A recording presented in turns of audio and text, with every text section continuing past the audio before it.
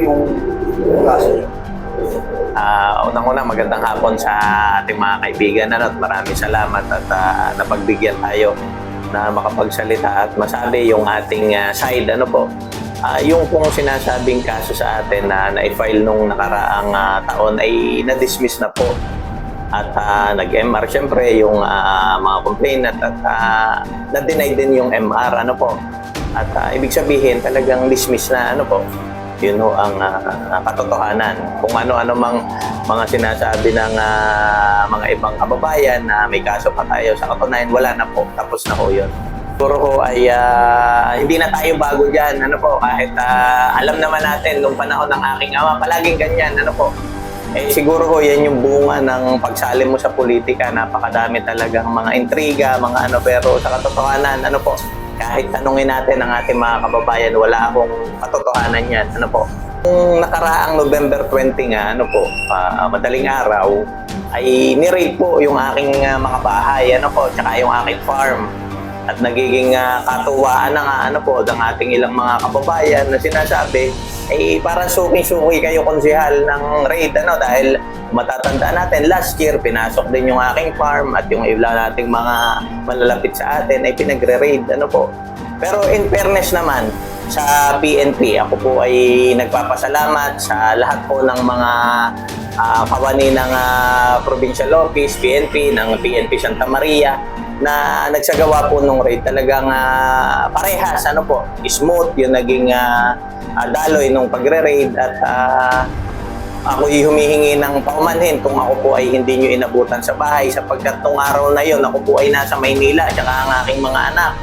At sumundo ho kami kay Mrs. kasi galing ho ng Taiwan.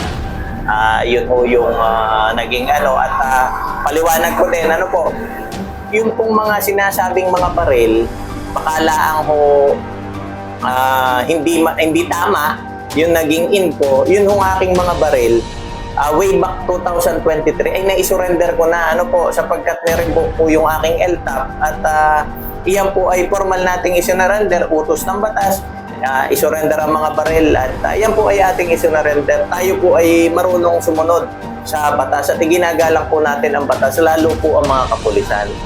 Sabi, itong ngayon ay tuloy po kayo sasama sa politika.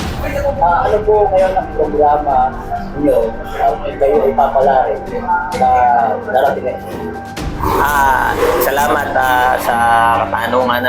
At hindi naman siguro maiiba. Alam naman natin nung nakaraang eleksyon at ang inyong lingkod ay naghangad mamuno sa bayan ng Santa Maria at ngayon po ay Vice Mayor. Hindi po na iba kung ano po yung ating inilaban o isinigaw nung nakaraang halalan ay yung pa din uunahin po natin ang tao.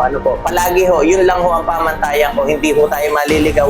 Palaging tao po, interes ng mga kababayan ang ating palaging uunahin.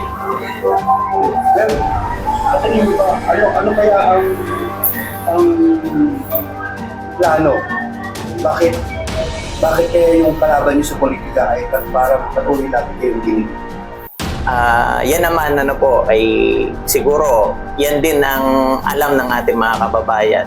Talagang sa totohanan lang, kung siguro wala ako sa politika ay walang ganito sa aking buhay. Siguro ang naiisip ng ating mga katunggali sa politika ay tanging ako lang, sa totoo lang, tanging ako lang yung nagsasabi ng totoong katatayuan ng bayan ng Santa Maria, na siguro ayaw nila ng ilan nating mga kababayan, mga katunggali natin na may magsalita ng totoong nangyayari sa bayan ng Santa Maria, na dapat talaga baguhin na yung nagiging sistema sa bayan ng Santa Maria. Ayun.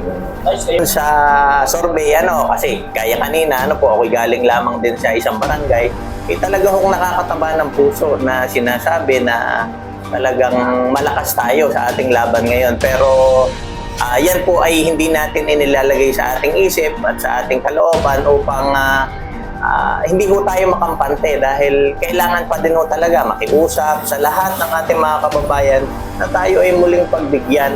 Pero ako'y nagpapasalamat kung ganun ang survey pero tuloy-tuloy pa din yung pakikiusap lalong higit doon sa mga hindi pa namumulat, ano po, o hindi pa naniniwala doon sa sinasabi nating nangyayari sa bayan ng Santa Maria na dapat na talagang baguhin, ano po. Kayo ay papalaring maging Vice Mayor, hindi naman Vice Mayor ang magtatakda kung ano yung gagawin natin. Pero sa akin bilang personal, siguro i-repasuhin natin, ano po, katulong ang ating mga kasamang konsehal, yung lahat ng mga ordinansa, resolusyon na nakakaapekto sa ating mga kababayan sapagkat alam naman natin ano po ang dinadaing ng ilan natin na mga kababayan, lalong higit yung nasa laylayan, ay yung sa dami ng hinihinging mga permit, ano po, sa lalaki ng mga binabayarang permit, tax, at kung ano-ano pa, yun po ang uunahin natin. Gaya na sinabi ko, interest ng ating mga kababayan, lahat po ng gagawing ordinansa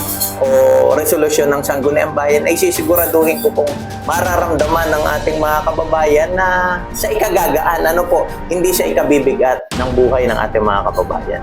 Lang sa ating mga kababayan at lalong higit sa mga nagmamahal at naniniwala sa inyong lingkod, wag ho tayong maniwala. Hindi po lahat ng lumalabas sa Facebook, sa dyaryo, ay yun po yung katotohanan. Sana po ay balansehin din natin. Ano ho? At hindi ho magbabago ang inyong lingkod na ipaglaban yung karapatan ng ating mga kababayan dito sa bayan ng Santa Maria, maging ang akin hong buhay o ang aking kaligtasan ay mataya para lang iayos ang bayan ng Santa Maria. Ano po? At pahabol din ano po sa ating mga ginagalang na kapulisan na ako po ay humihingi sa inyo ng tulong na sana po kung ano man ho na mga information ang makarating sa inyo ay sana po ay makikivalidate dahil napakahirap, ano ho, lalong higit sa aking pamilya. Halos ang aking hong pamilya, ang aking mga anak ay natotrauma na sa kanilang mga naririnig. Ang sinasabi, Daddy, bakit lagi tayong nire-rape? Sana ho ay maramdaman nyo din yung nararamdaman ko na kung sa pamilya nyo man ho magtapat ay talaga hong napakahirap. Yun lang ho, alam ko naman na ang ating mga kasama sa kapulisan ay neutral. Ang akin lamang pong pakiusap muli kung ano man pong iparating. Ano ho, dahil tayo nga ho ay nasa panahon ng politika, kung ano ho iparating ng iba nating mga kababayan dito o kung nino man, ay i-validate po natin upang wala ho maapektuhan ng mga mamamayan. Ano po, alam ko naman kayo po ay gumagampan lamang sa inyong trabaho. Maraming salamat.